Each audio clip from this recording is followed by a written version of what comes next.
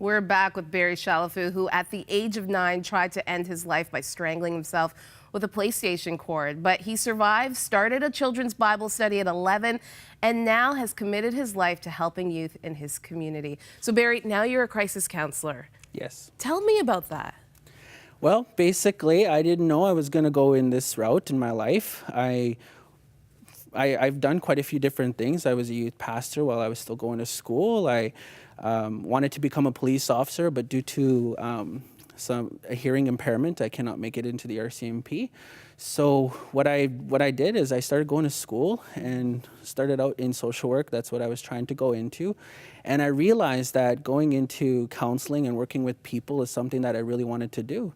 So I started out working with different First Nations communities up in northern Canada, up in Alberta, northern Saskatchewan, northern BC. And now you're in Loon Lake in Saskatchewan.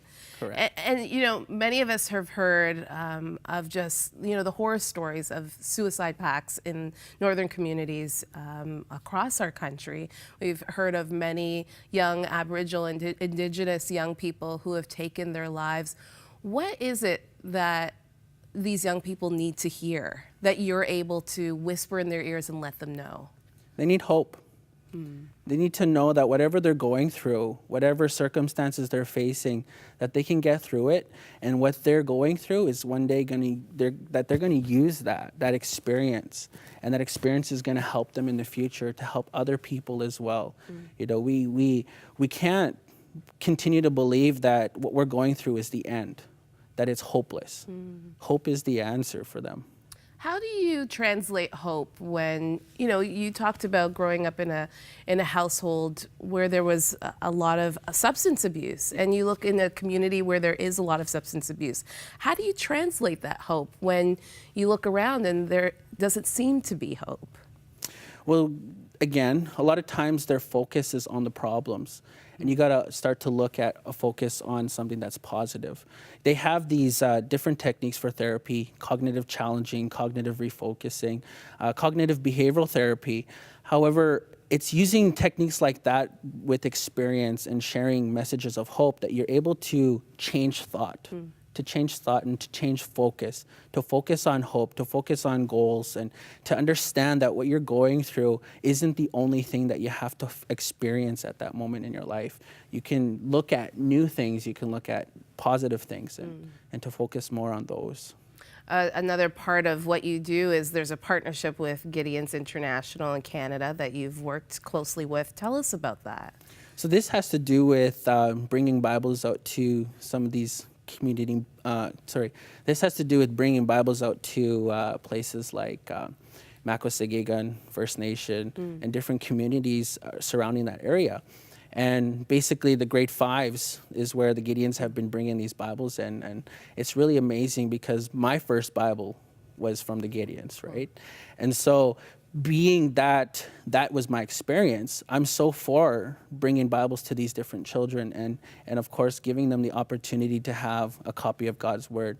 So Gideons came in and they're working with the different communities, the different schools, and I was able to partner up with them with our kids club that we have there in these communities, and of course my connections with the school there in Makwesagegwan.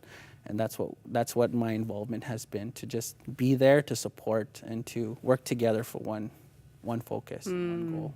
I still remember in grade 5 having my little red Gideon, I don't know if they're still red, but my red little Gideon's Bible handed out in school.